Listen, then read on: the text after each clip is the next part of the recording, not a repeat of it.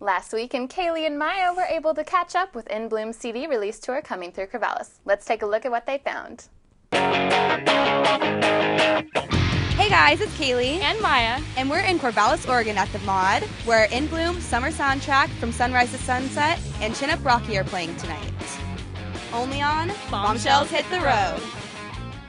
I'm here with Tim and Tony of In Bloom. They just kicked off their tour here this weekend, right? And where did it kick off, in Portland? Yeah, it kicked off at a venue called Branks in Portland, and we played there 2 nights ago. Last night we played out on the coast in Newport, and then tonight we're in Corvallis, and tomorrow night we play in Salem. Okay. And what is this tour for anything special? Maybe an album release? It is, yeah. We just released an album through Pacific Ridge Records called All My Potential, and it's a 6-song EP. We just shot a music video for the single, and we're pretty stoked to be doing a little tour for it here across Oregon. And then in April we take off to head and cover most of the west coast of the United States. Okay. And where are you guys going to go? California, I'm guessing? Yeah, we're going to go south through California and then head east through Utah, down Arizona, back up to Vegas, then down to San Diego, Los Angeles, and then come all the way back up. Wow, that's a lot of stops. Yeah. So is this your first tour then and your first album, or? As the band In Bloom, it is. We've all played in past projects and done albums and touring through that, but this is the first album that In Bloom's done, and then the first tour that we've done too.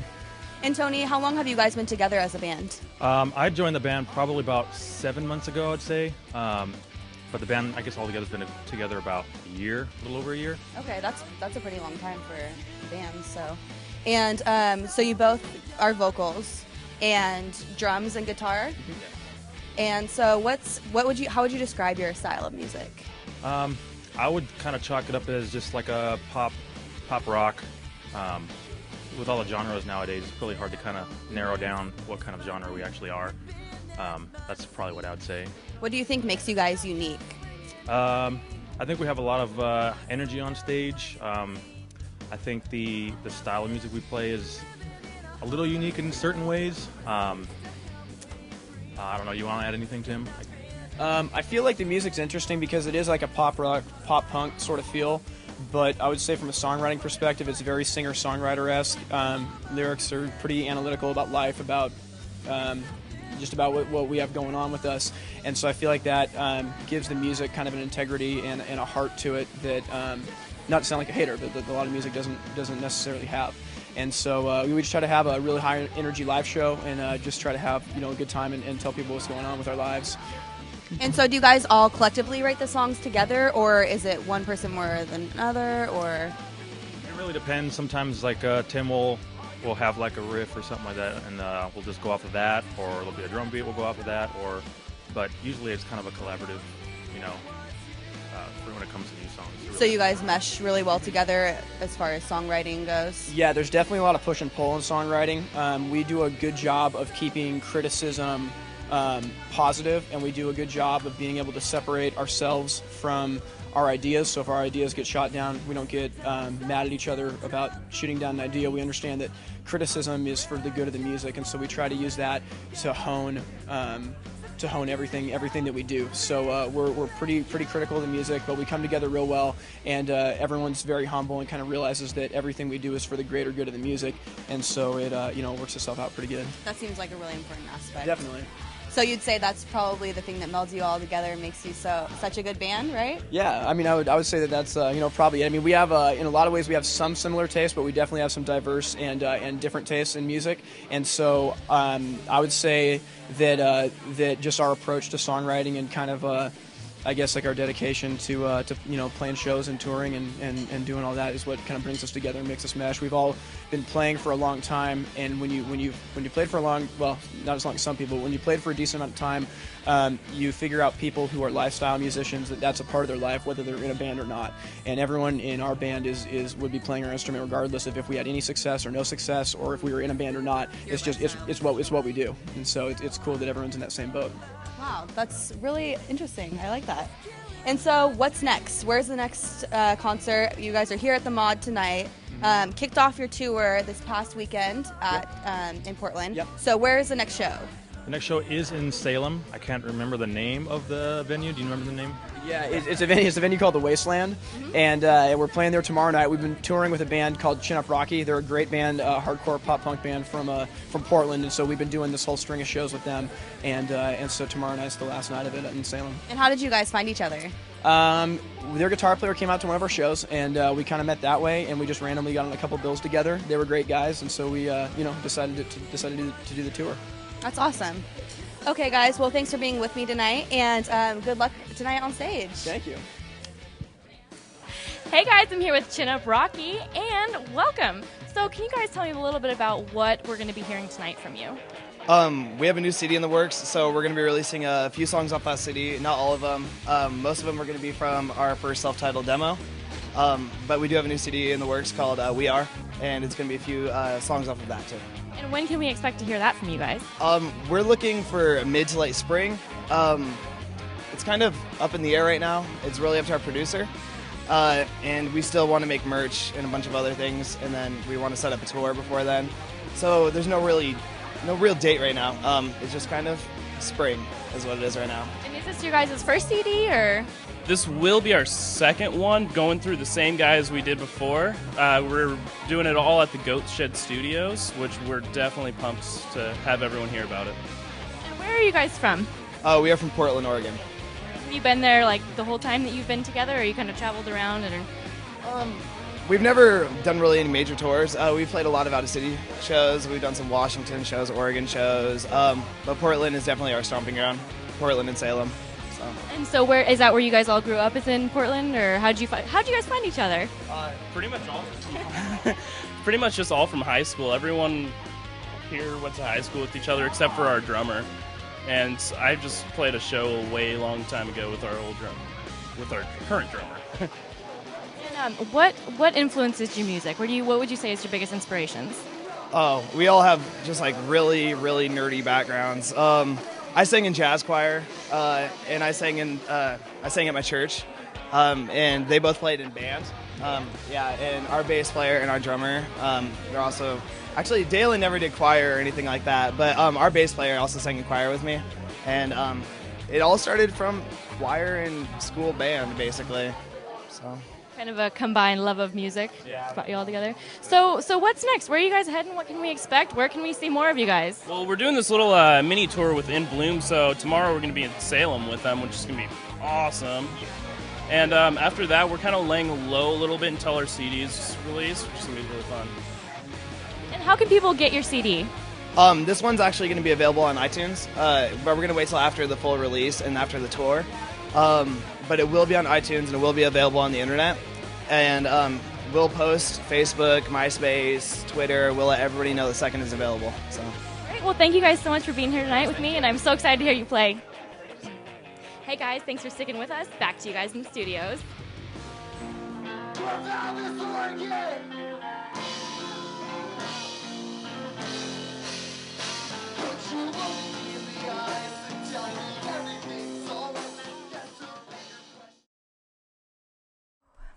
And welcome back. Let's get back to some more music news. The 2011 Portland Jazz Festival has ended this past weekend, but not before it was rounded out on Sunday afternoon by the appearance of Joshua Redman and his group at the Newmark Theater. According to Jack Barry of Oregon Music News, all 4 members of the band are composers, and there was nothing tentative about their original creations that they performed for their eager crowd, which received an encore performance after the show. Additionally, what characterized the quartet's repertoire was a predominance of surprising yet welcomed intervals. Pianist Aaron Goldberg took care of harmony during the show, while Joshua Redman himself belted out vocals and also played a soprano saxophone at one point. The Portland Jazz Festival seems to be in the habit of unleashing incredible drummers, and drummer Eric Harland made sure this year was no exception. His dynamics provided everything from a steady beat to a showcase of his own skills in faster, more intense moments. New Zealand bassist Matt Penman also impressed the crowd with countless double stops and bass plucking. Sounds like this year's Portland Jazz Fest was nothing short of amazing, thanks to talented artists like Joshua Redman and his group. Last Friday night at the Newmark Theater, Esperanza Spalding kicked off the Portland Jazz Festival's final weekend of performances with a bang. According to Jeff Baker of Oregon Live, it was obvious from the start that this wasn't going to be a warm and fuzzy homecoming concert. There were no shout-outs to friends and family from Spalding, and no stories about growing up here and how great it was to come home. As ambassador for the Jazz Festival, Spalding had been doing plenty of that all week.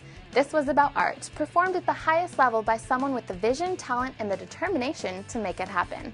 The music Spalding played, mostly from her album titled Chamber Music Society, is innovative and requires concentration and commitment to pull off. Her every move is part of tightly rehearsed concert.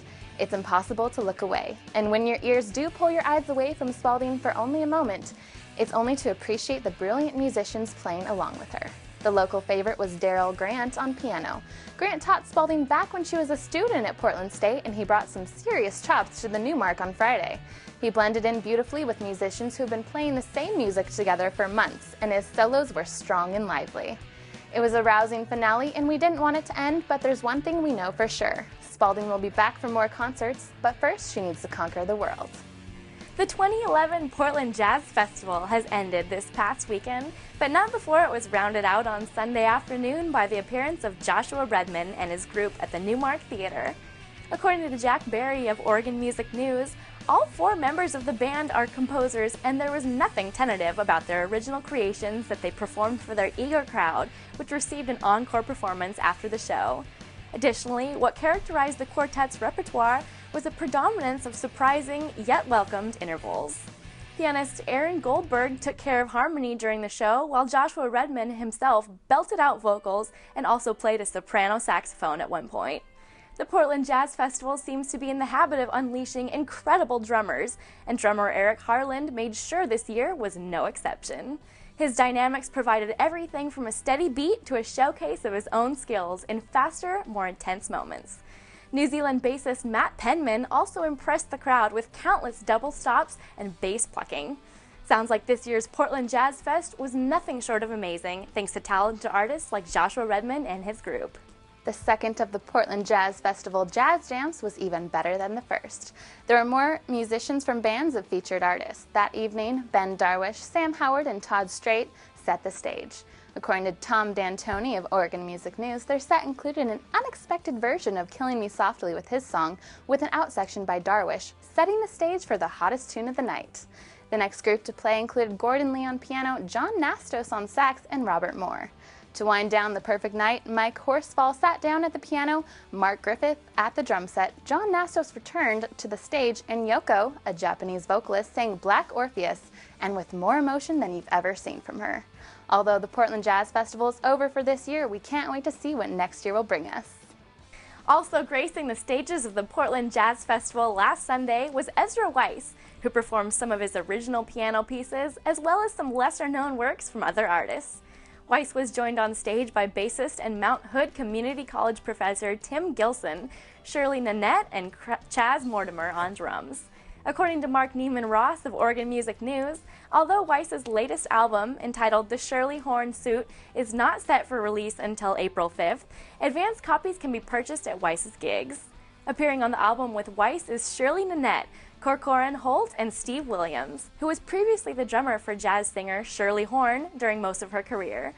Not one to keep his original works to himself, Weiss takes the unusual steps of posting charts for some of his songs and makes them available on his website.